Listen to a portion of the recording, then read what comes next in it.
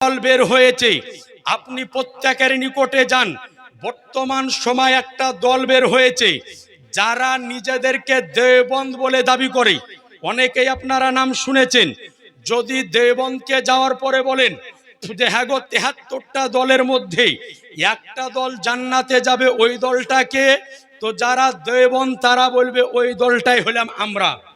এরপরে আরেকটা দল বের হয়েছে তবলিগ জামাত। এখন এই যে বর্তমান সময় যেই তবলিগ জামাত বের হয়েছে, এর নিকটে আপনি যদি যান, যাওয়ার পরে যদি বলেন যে হ্যাঁ গো ৭৩টা দল বিভক্ত হবে, তার মধ্যে একটা দল জান্নাতে যাবে, ওই দলটাকে, তখন তবলিগ জামাতের মানুষেরাও বলবে ওই দলটাই হলাম আমরা। এরপরে আরেকটা দল বের হয়েছে যারা মূলত বুকের ওপরে হাত বেঁধে নামাজ পড়ে, এরা নিজেদের নাম নিয়েছে আহলুল হাদিস। কিন্তু আপনার নিকটে জানিয়ে যেতে চাই, এদের অরিজিনাল নাম কিন্তু আহলুল হাদিস নয়, এদের অরিজিনাল নাম হলো ওয়াহাবি। তাহলে বলবেন যে আহলুল হাদিস নামটা কোথা থেকে আসলো? এ আজিজানে মোহতারাম বেরাদারেনে ইসলাম, সৌদি আরবের বুকে 1101 হিজরিতে একজন ব্যক্তির জন্ম হয়েছিল, নাম হচ্ছে তার মোহাম্মদ ইবনে আব্দুল ওয়াহাব নজদি। 1101 হিজরিতে জন্ম হওয়ার পরে সৌদির বুকে সর্বপ্রথমে ফতোয়া প্রদান করলো যে যত হানাফি মাযহাবের আলেম আছে প্রত্যেক আলেমকে জবাই করার অনুমতি দিয়েছিল। আমরা আহলে সুন্নাত ওয়াল জামাতের মানুষ, আমরা পীরের মাজারে যাই, যাই কি যাই না ভাই? আমরা মাজারে যাই, আমরা জিয়ারতে যাই। তো বর্তমান সময় কিছু মানুষ বলে যে যত মাজার আছে ভারতে, বাংলাদেশ আর পাকিস্তানে, সৌদি আরবে কোনো মাজার নাই। বলে না? বলে না? বলে যে সৌদি আরবে মাজার নাই, মক্কায় মাজার নাই, মদিনাতে মাজার নাই, যত মাজার আছে ভারত, বাংলাদেশ আর পাকিস্তানে। এ আজিজানে মোহতারাম, আপনার নিকটে বলতে চাই যে সৌদি আরবেও মাজার ছিল, মক্কাতেও মাজার ছিল, মদিনাতেও মাজার ছিল। 1101 হিজরির পূর্বের ইতিহাস, মদিনার ইতিহাস, মক্কার ইতিহাস আপনি আলগা করে দেখেন যে মক্কাতেও মাজার ছিল, মদিনাতেও মাজার ছিল। কিন্তু 1101 হিজরির পরে সৌদি আরবের বুকে যখন ওয়াহাবিদের হুকুমত তারা বাস্তবায়ন করলো, তখন মক্কা মদিনার সমস্ত মাজারকে ভেঙে তারা গুড়িয়ে দিয়েছে। হানাফি মাযহাবের আলেমদেরকে খাসি জবাই করেছে।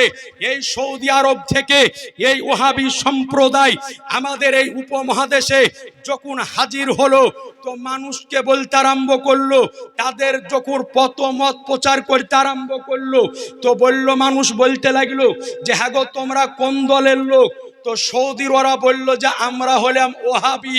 তো ভারতের মানুষ হলো নবী প্রেমিক মানুষ, ভারতের মানুষ হলো ওলি প্রেমিক মানুষ, বাংলাদেশের মানুষ হলো নবী প্রেমিক মানুষ, পাকিস্তানের মানুষ হলো ওলি প্রেমিক মানুষ।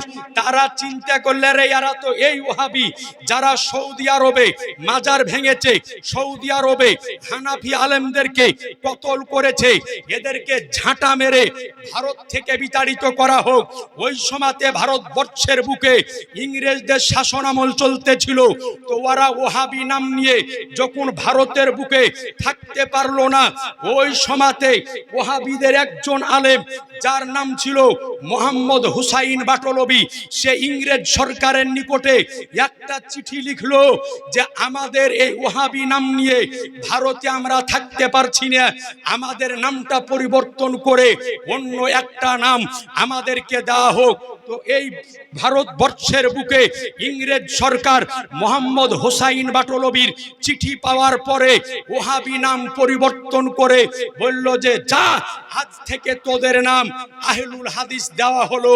বলবেন যে কোন কিতাবে লেখা আছে? আমাদের কিতাব নয়, তাদেরই বাপদাদার লিখে যাওয়া কিতাব। কিতাবটির নাম হলো সিরাতে সানাইয়া। এই কিতাবের লেখক হলো মুফতি সানাউল্লাহ অমৃতসরী, যাকে তারা তাদের বড় বাপ বলে মানে তাদেরই কিতাবের মধ্যে এই কথাটি লেখা আছে। এরপরে আরেকটা কিতাব যেটা ওহাবি সম্প্রদায়ের বড় মৌলবি যার নাম হলো নবাব হাসান খান সিদ্দিকী, তার লেখা কিতাব মুরসালে সিদ্দিকীর দ্বিতীয় খণ্ডের 162 পেজের মধ্যে স্পষ্ট আকারে লিখেছে যে আমাদের নাম ছিল ওয়াহাবি, কিন্তু হুসাইন বাটলবি আমাদের নাম পরিবর্তন করে আহলুল হাদিস নিয়ে এসেছে। তাহলে বোঝা গেল যারা বর্তমান সময় নিজেদেরকে আহলুল হাদিস বলে দাবি করে, আহলুল হাদিস বলে আখ্যায়িত করে, তাদের এই নামটা নবীর দেওয়া নাই, এই নামটা সাহাবীদের দেওয়া না, এই নামটা তাবে তাবিইনদের দেওয়া না, এই নামটা আইম্মায়ে মুজতাহিদিনের দেওয়া না, বরং তাদের এই নামটা দিয়েছে ইংরেজ সরকার। কিন্তু রব্বে কাবার কসম করে বলতে চাই, আহলে সুন্নাত ওয়াল জামাত এই নামটা ইংরেজ সরকারের নয়, পাকিস্তানের সরকারের দেওয়া নাই, আফগানিস্তানের সরকারের দেওয়া নাই, বাংলাদেশের সরকারের দেওয়া নাই। আহলে সুন্নাতে ওয়াল জামাত এই নামটা স্বয়ং আমার আনিসে বেকাসা সেজ্জেদে কাউনমাকা বেচারুকে চারা বেশাহরুকে সাহারা ইয়াতিমকে বলি হাম গরিবকে হামি স্বয়ং আমার নবী মুস্তাফা দান করেছেন।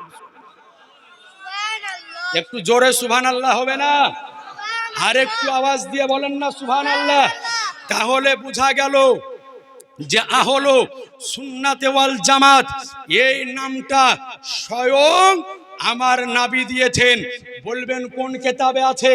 ইমাম ইবনে আসির রাহমাতুল্লাহ আলাইহির লেখা কিতাব আল কামিলুত তারিক, সেই কিতাবের মধ্যে স্পষ্ট আকারে লেখা আছে নবী আমার বলেছেন আমার ইমাম হাসান ও হুসাইন এই দুইজন হলো আহলে সুন্নাত ওয়াল জামাতের ব্যক্তির চোখের ঠান্ডা। জোরে সুবহানাল্লাহ।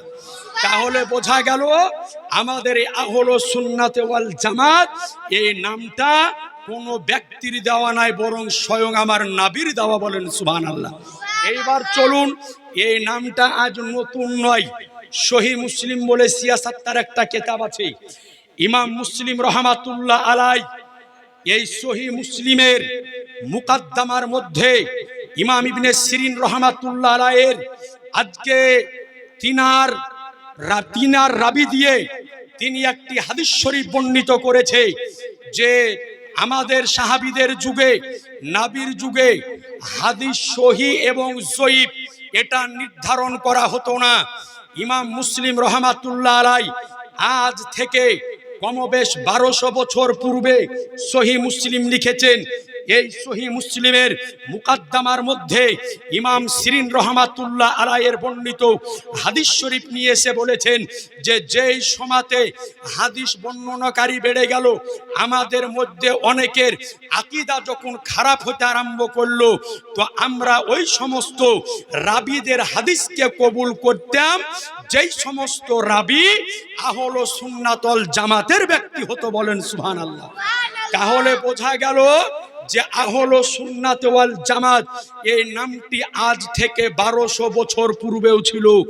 আর আজ আপনাকে চ্যালেঞ্জ সহকারে বলে যেতে চাই যে আজ থেকে 300 বছর পূর্বে আহলুল হাদিস নামে একটা মসজিদ বা একটা মাদ্রাসা আমাদের এই উপমহাদেশে কারো ক্ষমতা নাই দেখানোর। কারণ এই দলটি তৈরি হয়েছে 1101 হিজরির পরে। এ আজিজানে মোহতারাম, আজ সবচাইতে বেশি উপদ্রব হলো এই বর্তমান সময়ে নেট ফারাজির। আপনাদের নিকট অনুরোধ করি, প্রত্যেকটা গ্রামে 8টা 10টা করে এই রকম বাংলা শিক্ষিত বাংলা পড়া ছেলে বেরিয়েছে, যারা নাভির নিচ থেকে বুকের ওপরে হাত বাঁধতেছে। ওকে যদি জিজ্ঞাসা করা হয় যে হ্যাঁ গো বুকের ওপরে হাত কেন বাঁধছো, তো বলছে বুখারীতে হাদিস আছে। আপনাকে গ্যারান্টি দিয়ে গেলাম বুকের ওপরে হাত বাঁধতে হবে এই রকম কোনো হাদিস সিয়াসাত্তার মধ্যে নাই। এই রকম কোনো স্পষ্ট হাদিস, মারফু হাদিস, মুত্তাসিল হাদিস, সহিহ হাদিস বুখারীতে নাই, মুসলিমে নাই, তিরমিজিতে নাই, আবু দাউদে নাই, নাসাইতে আজকে নাই, শিয়া সাত্তার যে 6খানা হাদিস রয়েছে, এই 6খানা হাদিসের মধ্যে বুকের ওপরে হাত বাঁধতে হবে এই রকম স্পষ্ট আজকে আপনার মুত্তাসিল সহি কোনো হাদিস নাই। কিন্তু আজ তারা মোবাইল দেখার পরে তাদের ঈমানকে, তাদের আকীদাকে পরিবর্তন করতেছে। তাদের যে আকীদা কত জঘন্য এটা আপনারা জানেন না, আর আপনাদের সামনেও বলেন না, আপনাদের সামনে তারা তুলেও ধরে না। দুটো তাদের জঘন্য আকীদা আপনাদের সামনে বর্ণনা করি, একটু অন্তরে কান লাগিয়ে শুনেন।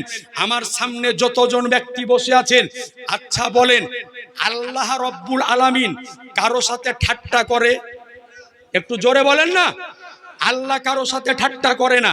আচ্ছা, আল্লাহ কারো সাথে ইয়ের কি করে, মজা কি করে? আল্লাহ কাউকে ধোকা দেয়? এই ওহাবিদের বড় আব্বার লেখা কিতাব, কিতাবটির নাম হলো হাদায়াতুল মাহাদি। এই কিতাবের লেখকের নাম ওহাবিদের বড় আলেম, নাম হলো তার মাওলানা ওয়াহিদুজ্জামান। এই কিতাবের 7 এবং 8 পৃষ্ঠার মধ্যে লিখেছে যে আল্লাহ বান্দার সাথে ইয়ের কি করে, ঠাট্টা করে, মজা কি করে, মস্কারা করে। বলেন মুসলমান, এই রকম কথা কোন ব্যক্তি যদি বলে মেনে নেওয়া যাবে? হয় জোরে বলেন না, কার কথা মেনে নেওয়া যাবে না? আর একটু আপনাকে আগিয়ে নিয়ে যাই। এই ওহাবিদের হাদায়াতুল মাহাদির 85 পৃষ্ঠার মধ্যে মাওলানা ওয়াহিদুজ্জামান লিখেছেন যে শ্রীরাম, কৃষ্ণ, লক্ষণ এরা সকলেই ছিল আল্লাহর নবী। নাউজুবিল্লাহ বলেন।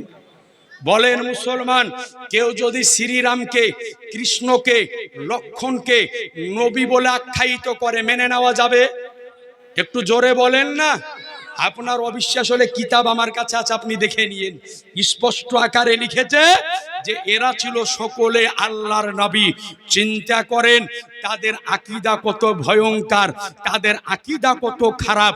তাহলে বলেন মুসলমান, যারা শ্রীরামকে নবী বলে মানবে, যারা লক্ষণকে নবী বলে মানবে, এদের মতো, এদের দলে আমরা কেমন করে যেতে পারি?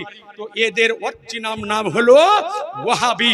এদের নিকটে যদি আপনি চলে যান, যাওয়ার পরে বলেন যে 73টা দলের মধ্যে একটা দল জান্নাতে যাবে, ওই দলটার নাম কি? তো ওরাও বলবে ওই দলটাই হলাম আমরা। এরপরে আরেকটা দল আছে, নাম হলো তার জামাতে ইসলামী। যেই দলের প্রতিষ্ঠাতার নাম হলো মাওলানা আবুল আলা মওদুদি।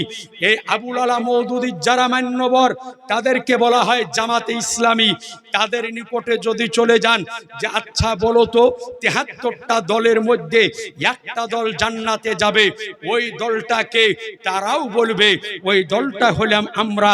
আজ আপনাদের নিকটে অনুরোধ করে বলবো, কোন দলটা জান্নাতে যাবে আমাকে নয়, মৌলবীকে নয়, মুফতিকে নয়, জিজ্ঞাসা যদি করতে হয়, জিনাকে বলা হয় হাফিজুল হাদিস, জিনাকে ওয়াহাবি মানে, দেওবন্দি মানে, তাবলিকি মানে, কাদিয়ানি মানে, ফারাজি মানে, লামুঝাবি মানে। আল্লামা মোল্লা আলী কারি রহমাতুল্লাহ আলাইহে মিশকাতের সারা মেরকাতুল মাফাতি তার প্রথম খণ্ডের 381 পৃষ্ঠার মধ্যে এই হাদিসের ব্যাখ্যা করতে গিয়ে স্পষ্ট আকারে উল্লেখ করেছেন, আল ফিরকাতু নাজিয়াতু হুম আহলু সুন্নাতে ওয়াল জামাতে, অর্থাৎ নাজাত প্রাপ্ত, মুক্তি প্রাপ্ত, জান্নাতি যে দল তার নাম হলো আহলু সুন্নাতে ওয়াল জামাত। বলেন সুবহানাল্লাহ। একটু জোরে সুবহানাল্লাহ হবে না? আপনার অবিশ্বাস যদি হয় তো মেশকাতের সারা পিওর আরবিতে লেখা মেরকাত, যেটা দেওবন্দ থেকে ছেপেছে, হাজির করে দেন, আপনাকে খুলে দেখিয়ে দিতে পারবো যে একমাত্র নাজাত প্রাপ্ত, মুক্তি প্রাপ্ত জান্নাতি যেই দল তারই নাম হলো আহলু সুন্নাতে ওয়াল জামাত। এইবার চলুন, যারা বুকের ওপরে হাত বাঁধে, যারা তাকে শাইখুল ইসলাম ওয়াল মুসলিমিন বলে, যার নাম হলো ইবনে তাইমিয়া। এই ইবনে তাইমিয়া একটা ফতোয়ার কিতাব লিখেছে, যার নাম হলো মাজমুয়ে ফতোয়া, 30 খণ্ডে বিভক্ত। এই মাজমুয়ে ফতোয়ার 3য়তম খণ্ডের 345 পৃষ্ঠার মধ্যে স্পষ্ট আকারে লিখেছেন যে আল ফিরকাতু নাজিয়াতু হুম আহলু সুন্নাতে ওয়াল জামাতে, অর্থাৎ নাজাত প্রাপ্ত মুক্তি প্রাপ্ত জান্নাতি যেই দল তারই নাম হলো আহলু সুন্নাতে ওয়াল জামাত। এরপরে ইবনে তাইমিয়া আরেকটু ব্যাখ্যা করে লিখেছে যে সুন্নি জামাতের আলামত কি হবে। তো ইবনে তাইমিয়া লিখেছে সুন্নি জামাত হবে সৌদায়ে আজম, অর্থাৎ সব চাইতে বড় দল হবে সুন্নি জামাত। তাহলে বোঝা গেল যে সুন্নি জামাত হবে বৃহত্তম দল, সুন্নি জামাত হবে বড় দল। আপনি পূর্বের যত বড় বড় ইমাম ছিল প্রত্যেক ইমাম ছিলেন সুন্নি জামাতের ব্যক্তি। ইমামে বুখারী সুন্নি জামাতের ব্যক্তি, ইমামে মুসলিম সুন্নি জামাতের ব্যক্তি, ইমাম আবু দাউদ সুন্নি জামাতের ব্যক্তি, ইমাম নাসাই সুন্নি জামাতের ব্যক্তি, ইমামে আজম সুন্নি জামাতের ব্যক্তি, ইমামে শাফি সুন্নি জামাতের ব্যক্তি, ইমামে মালিক সুন্নি জামাতের ব্যক্তি, ইমামে হাম্বল সুন্নি জামাতের ব্যক্তি, গাউসে আজম সুন্নি জামাতের ব্যক্তি, খাজায়ে পাক সুন্নি জামাতের ব্যক্তি, ইমাম মুহাম্মদ সুন্নি জামাতের ব্যক্তি, ইমামে ইউসুফ সুন্নি জামাতের ব্যক্তি। এক কথায় যত বড় বড় আজকে মুহাদ্দিস মুফাসসির গুজরে গিয়েছেন সকলেই ছিলেন তিনারা সুন্নি জামাতের ব্যক্তি। একটু আওয়াজ দিয়ে বলেন না সুবহানাল্লাহ, আর একটু জোরে বলেন সুবহানাল্লাহ। আচ্ছা বলেন তো সুবহানাল্লাহ বললে নেকি হয় না গুনাহ হয়? আর একটু জোরে বলেন না। আপনাদের নেকি লাগবে না লাগবে না? যদি বলেন যে নেকি লাগবে না মরে যাবো জান্নাতে চলে যাবো তাহলে বলিয়েন না। আর যদি বলেন যে লাগবে তো জোরে সুবহানাল্লাহ বলেন তো। আর একটু জোরে বলেন সুবহানাল্লাহ। ইমাম গাজালি রহমাতুল্লাহ আলাইহি একটা কিতাব লিখেছেন, কিতাবটির নাম ইহইয়াউল উলুম, 4 খণ্ডে বিভক্ত। তার প্রথম খণ্ডের মধ্যে তিনি একটি হাদিস শরীফ নকল করেছেন যে রসুলে পাক সাল্লাল্লাহু আলাইহি সাল্লাম বলেন যে কোন ব্যক্তি দুনিয়ার বুকে বসে একবার যদি সুবহানাল্লাহ বলে তো আল্লাহ নিজ দায়িত্বে তার জন্য জান্নাতে একটা খেজুরের গাছ লাগিয়ে দেয়। তো একটু জোরে বলে দেন সুবহানাল্লাহ। অর্থাৎ আপনি সুবহানাল্লাহ বলবেন, আপনার নামে জান্নাতে খেজুরের গাছ আল্লাহ লাগিয়ে দিবে। আপনি মরে যাবেন, জান্নাতে যাবেন, ওই গাছে চাপবেন, খেজুর পাড়বেন আর খাবেন। জোরে বলে দেন সুবহানাল্লাহ। আর একটু আওয়াজ দিয়ে বলেন সুবহানাল্লাহ। তো সুতরাং বুঝা গেল যে একমাত্র নাজাত প্রাপ্ত মুক্তি প্রাপ্ত জান্নাতি যেই দল তারই নাম হলো আহলু সুন্নাতে ওয়াল জামাত। আরেকটা দলিল আপনাকে দিয়ে দিই যে আহলু সুন্নাত ওয়াল জামাত হলো জান্নাতি দল। যদি কারো নিকটে কোরআন মাজিদ থাকে তো সূরা আল ইমরান 3 নম্বর পারা আয়াত নাম্বার 106 আপনি এখনই খুলেন। খোলার পরে দেখেন ওই আয়াতের মধ্যে আল্লাহ পাক বলেন নিশ্চয় ওই দিন অর্থাৎ মাহশারের দিন, কিয়ামতের দিন, ওই দিন কিছু মানুষের চেহারা হবে পূর্ণিমার চাঁদের মতো জ্বলজ্বলে, বলেন সুবহানাল্লাহ। এরপরে আল্লাহ বলেন আর কিছু মানুষের চেহারা হবে কালো কুৎসিত। তো এই আয়াতের ব্যাখ্যা ওহাবিদের সবচাইতে বড় মান্যবর নাম হলো তার ইমাম ইবনে কাসির। তার লেখা বিখ্যাত তাফসিরের কিতাব তাফসিরে ইবনে কাসিরের মধ্যে স্পষ্ট আকারে লিখেছে যে ওই দিন অর্থাৎ কিয়ামতের দিন যাদের চেহারা পূর্ণিমার চাঁদের মতো জ্বলজ্বল করবে তারা সকলেই হবে সুন্নি জামাতের ব্যক্তি, বলেন সুবহানাল্লাহ। তাহলে বোঝা গেল যে আহলু সুন্নাত ওয়াল জামাত হলো একমাত্র পথ, একমাত্র মত, একমাত্র রাস্তা যেটা হচ্ছে নাজাত প্রাপ্তি, মুক্তি প্রাপ্ত এবং জান্নাতি রাস্তা, বলেন সুবহানাল্লাহ। সুতরাং আপনাদের নিকটে অনুরোধ করব যে এই সুন্নি জামাতের উপরে আহলু সুন্নাত ওয়াল জামাতের আকাইদের উপরে একেবারে অটল ভাবে একদম হিমালয় পর্বতের মতো আমাকে আপনাকে স্থির থাকতে হবে। এ আজিজানে মুহতারাম, আজ আমরা আহলু সুন্নাত ওয়াল জামাতের মানুষ। আমরা যে কোনো মুহূর্তে আল্লাহর দরবারে দোয়া করি, করি কি করি না ভাই? আমরা দোয়া করি। তো বর্তমান সময় এক শ্রেণীর মানুষ দোয়া নিয়ে বাধা দেয়। বিশেষ করে আমাদের পশ্চিমবঙ্গের উত্তর 24 পরগনা জেলার একটা ভেড়া মৌলবি আছে, তার বক্তব্য অনেকে আপনারা শুনেছেন। ওর নাম দিয়েছি আমি তার কাটা মমতাজুল। এমন এমন কথা বলে যে ওই কথাগুলা ভাগীরথী এক্সপ্রেসও বইবে না। মানে এমন এমন কথা বলে যেগুলা ভাগীরথী এক্সপ্রেসও বইবে না, এমন এমন ভুল ভুল কথা বলে, অথচ মানুষ বলছে যে উই ঠিক বললু, উই ঠিক বললু। আমরা এই অত্র এলাকার মানুষ, আপনাদের এলাকায় মানুষ যদি নারায়ে তাকবীর, নারায়ে রিসালাত, একটু দাঁড়িয়ে যান, মাসলাকে আলা হযরত জিন্দাবাদ, উলামায়ে আহলে সুন্নাত জিন্দাবাদ, দ্বীন ইসলাম জিন্দাবাদ, দ্বীন ইসলাম নারায়ে তাকবীর, নারায়ে রিসালাত, হুজুর বদরুল ইসলাম নকশবন্দি মুজাদ্দিদি সাহেব নারায়ে তাকবীর, নারায়ে রিসালাত, মাসলাকে আলা হযরত হুজুর বদরুল ইসলাম নকশবন্দি মুজাদ্দিদি সাহেব নারায়ে তাকবীর, নারায়ে রিসালাত, দ্বীন ইসলাম, মাসলাকে আলা হযরত, तालीमात आला हजरत, फैजान आला हजरत, नाराए तकबीर, नाराए रिसालत, उलमाए अहले सुन्नत, हुजूर बदरुल इस्लाम नक्शबंदी मुजद्दिदी साहेब नाराए तकबीर, नाराए रिसालत। सुबहानाल्लाह। একটু আদব সহকারে সকলে বসে যান, একটু আদব সহকারে সকলে একটু বসে যান। সুবহানাল্লাহ। একটু আদব সহকারে বসে যান, আগিয়ে আগিয়ে বসেন। এখানে চলে আসুন।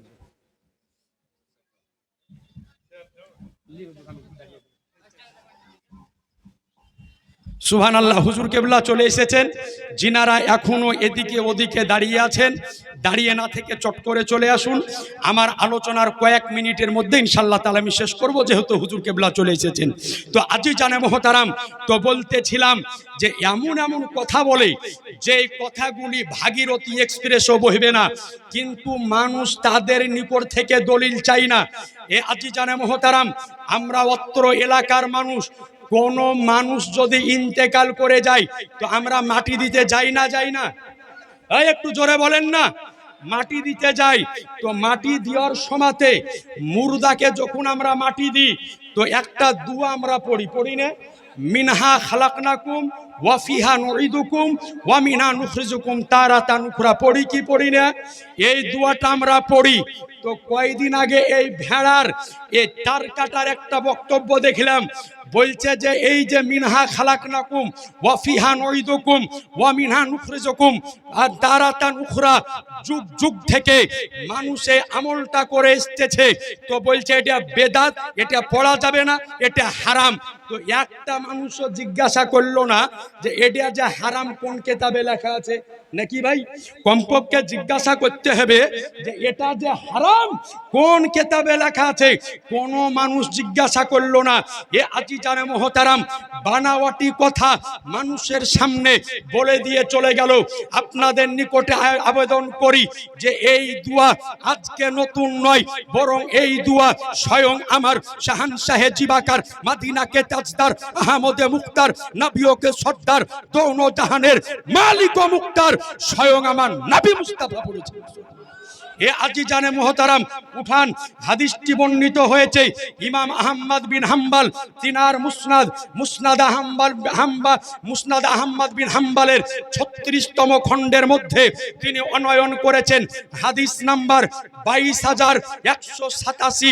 এই হাদিসের রাবি হযরতে আবু উমামা বাহিলি রাদিয়াল্লাহু তাআলা আনহু, তিনি বর্ণনা করেন যে আমার নবী মুস্তাফার নিজের কন্যা হযরতে উম্মে কুলসুম রাদিয়াল্লাহু তাআলা আনহার ইন্তেকাল যখন হলো। আচ্ছা, ফুরকানি মাদ্রাসা সেক্রেটারি সাহেব 1000 টাকা দিয়েছে, আল্লাহ যেন কবুল করে। সুবহানাল্লাহি ওয়া বিহামদিহি। ইনশাআল্লাহ তাআলা হুজুর দোয়া করে দিবেন। তো সুবহানাল্লাহ। তো নবীর নিজ কন্যা হযরতে উম্মে কুলসুম রাদিয়াল্লাহু তাআলা আনহার ইন্তেকাল যখন হলো, তো নবী আমার নিজ কন্যাকে দাফন যখন করলেন, তো ওই দাফন করার সময়তে নবী আমার মাটি দেওয়ার সময়তে নবী আমার পড়লেন মিনহা খালাকনাকুম ওয়া ফিহা নুঈদুকুম ওয়া মিনহা নুখরিজুকুম তারাতান উখরা। সুতরাং বোঝা গেল যে মুর্দাকে মাটি দেওয়ার সময়তে এই দোয়া তেলাওয়াত করা, এই দোয়া পড়া নাজায়েজ নয়, হারাম নয়, বেদাত নয়, শিরক নয়, বরং এই দোয়া পড়া হলো স্বয়ং আমার নবীর সুন্নাত। সুতরাং যেই দোয়া আমার নবী পড়েছেন আমরা পড়ব কি পড়ব না? একটু জোরে বলেন না। আমরা সকলেই পড়ব। সুতরাং এই দোয়া আমার নবী পড়েছেন, তাই আমরা পড়ি। এইবার যারা বাধা দেয়, যারা ওহাবি লামুধাবি বলে যে পড়া যাবে না, এই শেষ মুহূর্তে তাদের একটা কিতাব থেকে দলিল দিয়ে দিই। তাদের সবচাইতে বড় মৌলবি যাকে তারা বলে, নাম হচ্ছে মুফতি নাজির হুসাইন দেহলভি। তার লেখা কিতাব ফতোয়ায়ে নাজিরিয়া, তার মধ্যে মুফতি নাজির হুসাইনকে জিজ্ঞাসা করা হলো যে মাটি দেওয়ার সময়তে মিনহা খালাকনাকুম ওয়া ফিহা নুইদুকুম ওয়া মিনহা নুখরিজুকুম তারাতান উখরা, এটা পড়া যাবে কি যাবে না? তো মুফতি নাজির হুসাইন ফতোয়ায়ে নাজিরিয়ার মধ্যে স্পষ্ট আকারে বলেছে যে মুর্দাকে মাটি দেওয়ার সময়তে এই দোয়া পড়া মুস্তাহাব, মুস্তাহাব ও মুস্তাহাসান বলে উল্লেখিত করেছে।